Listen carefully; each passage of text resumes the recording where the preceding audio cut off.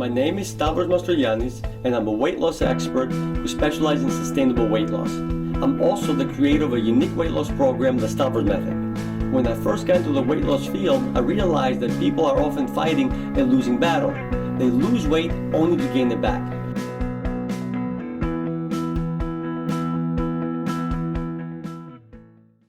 So the question I asked early in my career was, how can I approach weight loss in a way that will enable people not just lose the weight they want, but keep it off too? It took me over 20 years, but I finally have the answer. I know there are hundreds of experts out there with all different opinions on weight loss and fitness. So what makes my opinion any better? Unlike most other weight loss experts, I had the fortune of being raised on the Greek island where people lived long, healthy lives, where thin was the norm, cancer was a rare disease, and people in the 90s lived productive lives. My upbringing gave me a unique perspective which led me to question many of the things I learned in school about weight loss, nutrition, and health, and caused me to take a different path from most other weight loss experts. My unique life experience gave me an insight on weight loss and health that very few weight loss experts have. If you do a search on Amazon and you look up weight loss, you will find over 30,000 results. If you do a search on diets, you will find over 100,000 results. It makes you wonder, with all these books and weight loss programs available on the market today, why are we losing the weight loss battle? Is there something wrong with people, or is there something wrong with our approach? It's the latter. I found 4 major mistakes most weight loss and fitness experts make. The first mistake they make is they have people make too many changes all at once. They expect people to go from couch potato to exercising 6 days a week for an hour a day, or go from eating the worst diet on the planet to eating the best diet on the planet. The second mistake is relying on motivation. Motivation is something that comes and goes. If you rely on motivation to get your workouts done or to eat right, you're not going to be very consistent. A lot of experts feel that once you see results, people will be motivated to keep going. Unfortunately, that's not true. If it was true, then how come the vast majority of people who lose weight gain it back? The fact is, the best results in the world would not keep you motivated if the results were achieved through a method that overwhelms you. What you need to do is develop proper habits. Habits will help you stay consistent with your diet and your workouts. Motivation will not. The third mistake I see in weight loss programs is that they use the scale as their success indicator. The problem with using the scale as their success indicator is that scale does not tell the full story. You see, most people need to change from 2 to 5 habits in order to lose weight. So some people might not see any weight loss initially, but if they use the scale as their success indicator, they will be disappointed and more likely to quit. Your success indicator you should be using is the progress you're making on whichever habit you happen to be working on, not the scale. The last mistake I see, especially when it comes to diets, is they ignore the basics. The diet industry has put so much focus on labeling foods healthy, unhealthy, fattening, non-fattening, they forgot the basics. What is the purpose of eating? The purpose of eating is to provide nourishment to the body. How does your body tell you it needs nourishment? Through hunger. That is why nature put it there. Eating without being hungry is harmful to your health and to your weight. I know many nutritionists would tell you that skipping a meal and letting your body go hungry is a bad idea because your metabolic rate will slow down, among other reasons. The fact is, nothing happens to your metabolic rate if you let your body to go hungry. And there have been numerous studies to prove this. People have fasted for 3 days and the metabolic rate did not change. As a matter of fact, letting your body to go hungry before eating is one of the best things you can do for your weight and for your health. If you would like to see all the benefits that allowing your body to go hungry provides, read my report on benefits of hunger on my website, thestavrosmethod.com.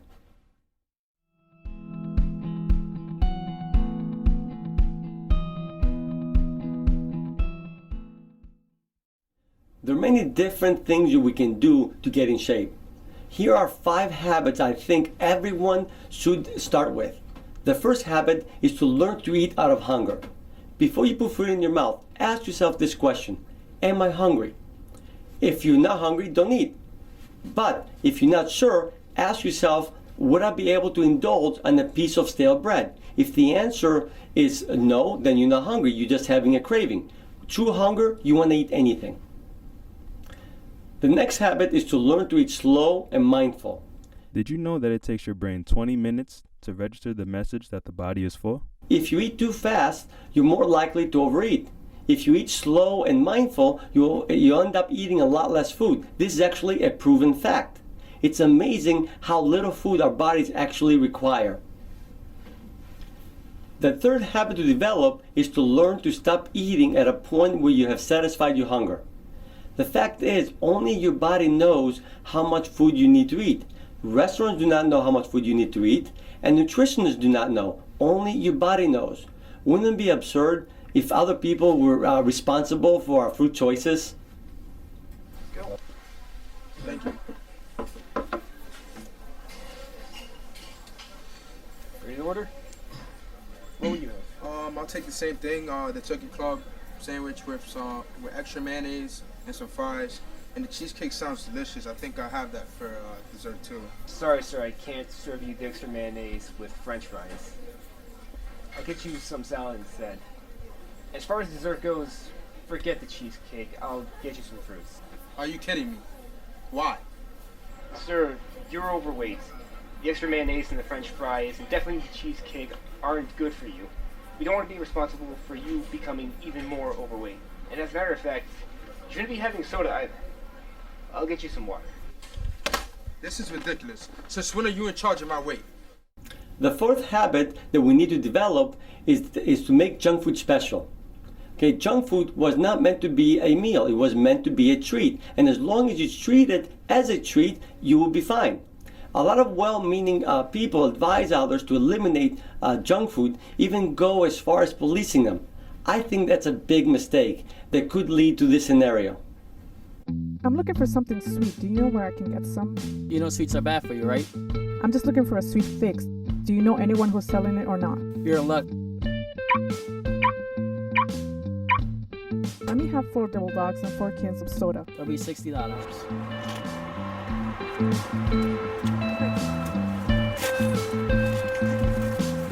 Hey, what's going on over here? Turn around. Put your hands on your head.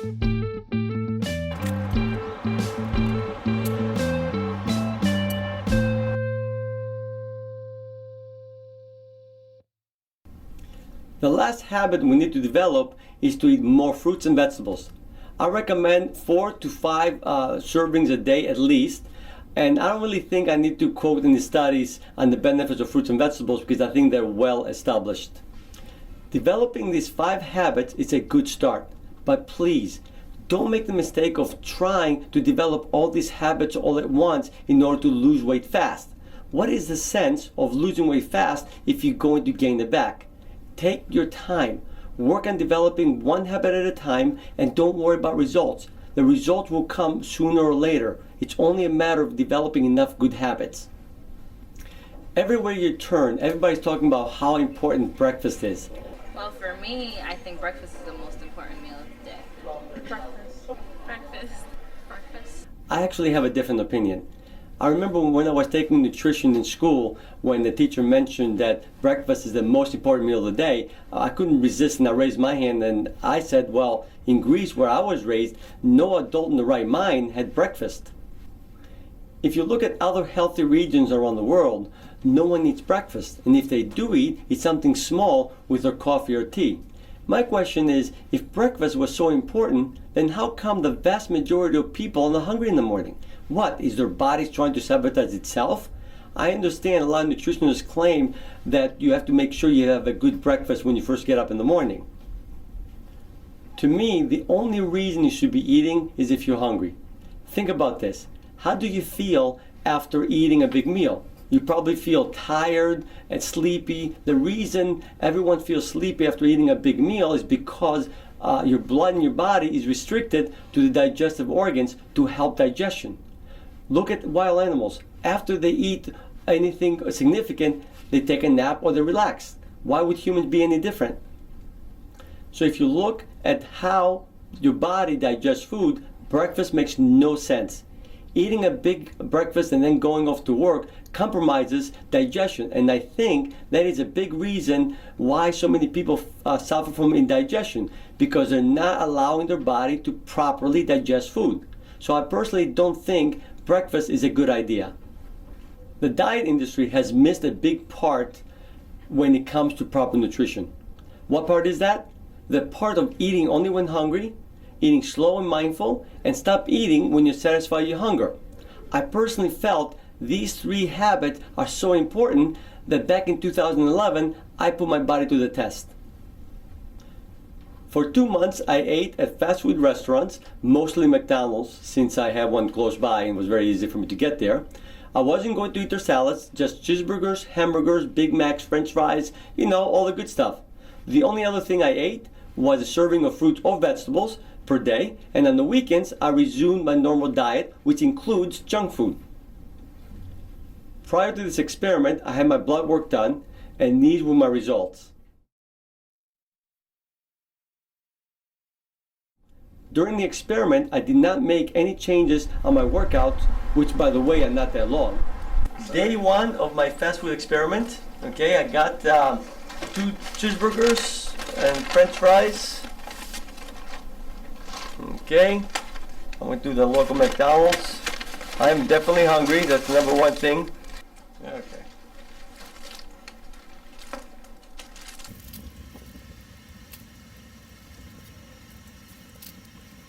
It's amazing when you're hungry how everything tastes good.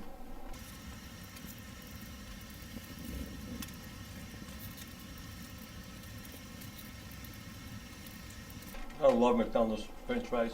They're the best French fries. Again, the point I'm trying to make here is make sure you're hungry. Make sure I'm hungry before I start eating, and also try to chew and taste what I'm eating and eat nice and slow, no rush.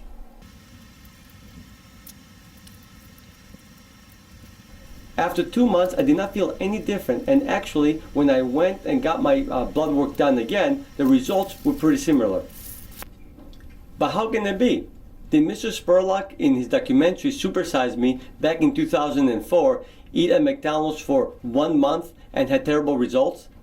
Unlike Mr. Spurlock, who ate breakfast, lunch, and dinner and never paying attention to his body, I paid attention to my body. I ate only when I was hungry, I ate slow and mindful, and I stopped eating when I satisfied my hunger. So although we ate similar food, we have very different results.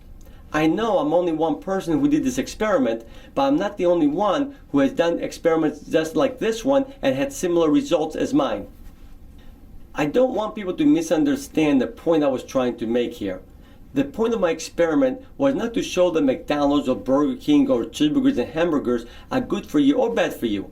The point I was trying to make was that we need to pay attention to our body signals. These 3 essential habits, eating only when hungry, eating slow and mindful, and stop eating when satisfied your hunger, are as important to our health and weight as the foods that we eat. A lot of people ask me to explain the Stavros method. The Stavros method is a very simple weight loss approach that helps people acquire all the eating and exercise habits they need in order to lose weight they want, but more importantly, keep it off with very little effort. I get a lot of questions about my advice on exercise. My recommendation when you first start an exercise program is to begin with 1 minute a day, 5 days a week. There are a lot of experts who quote the American College of Sports Medicine, which recommend at least 30 minutes of aerobics 5 days per week. And here I am telling people to do 1 minute per day, 5 days a week. So let me explain. Let's say you started an exercise program and came in as a real couch potato and not exercising at all. And my recommendation was to do 30 minutes of aerobics 5 days a week. What is the likelihood of that happening? Not very good. What if, on the other hand, I told you to start with 1 minute of aerobics 5 days per week? Could you see that happening? The initial goal of an exercise program is not the results that you want to achieve, but to develop the habit of exercising. Once you develop the habit of exercising, you increase the duration and intensity of the workout to get the results that you want. A lot of people ask me, what can you do for 1 minute? the most natural thing, walking. A lot of people push this idea of running that you need to get your heart rate up to a certain percentage in order to get benefits from your workouts. But if you look at healthy regions throughout the world, nobody runs. In many of these cultures, people walk everywhere. Walking is great for your health and for your weight. I'm not saying you should never run. Obviously, if you like running, by all means, run. But don't feel you must run in order to get benefits from your workout. Walking will do just fine. Another issue with the fitness industry is that some instructors are training people like they're going to join the next Olympics. If your goal is to lose weight, get in shape, and improve your health, walking and low-intensity strength training on a consistent basis is the key. You see people in the gyms all the time working out for hours and hours so hard that they can't even get out of bed the next day. In fact, a lot of professional trainers have convinced people that unless you feel sore or feel the burn or dying the next day, you're not going to get results from your workout. That's not true. I never get sore from my workouts, and I'm actually a pretty strong guy for my size. Yes, to start with, obviously you want to work your way up to 20 or 30 minutes, but you want to work yourself up to that amount of time, not because you have to, but because you want to. There is a difference. It's all about developing the habit of exercising. Remember, the best workout is the one you will do and do consistently. Let me ask you a question. Which workout you are more likely to stick with and do more consistently? This one? You're here for one purpose only, we're getting you from fat to fit. Now let's go. I want your rear end down. You want that core strong, don't you? That's only 3. I said 10. 10. Let's go. Arms across your chest. I want you to lift up, hit the back of my hand. Come on, come on. What's the matter? Come on, that's what you're here for, right? To be pushed to those limits, to make sure you suffer through every moment that you've eaten a Twinkie and you've regretted it. Come on! How badly do you want it? I don't think you want it bad enough, Cindy. I can't do it. Yeah, you're done. That's what I thought. See you tomorrow! Or this one? Coming out to your sides, not letting your elbows drop. And forward, and just don't let the weight touch on the way forward. Just bring it back forward. And bring them straight up until they're level, and back down. Nice and slow. And up. Good. Good job. You're all done. Thank you. You're welcome. I don't care how effective a workout is. If you can't do the workout consistently, it will not be an effective workout. So if you want to get off this vicious cycle of losing weight and gaining it back, you need to realize 4 things. The only way to lose weight and keep it off is to change the habits that got you overweight in the first place. The second one is the only way you're going to change habits is through small steps and one at a time. Number 3 is that fast results are impossible to maintain. And the final reality is you need to be patient. You did not get into this shape overnight. Good habits take time to develop. Making permanent changes in your lifestyle habits is not just the best way to achieve sustainable weight loss. It's the only way. In all my years in the weight loss field, I've never seen a method that works better than making small changes over time. Aren't you tired of fast results that don't last? What we need is sustainable results if we're going to win the weight loss battle, and that's what I want to deliver to my clients.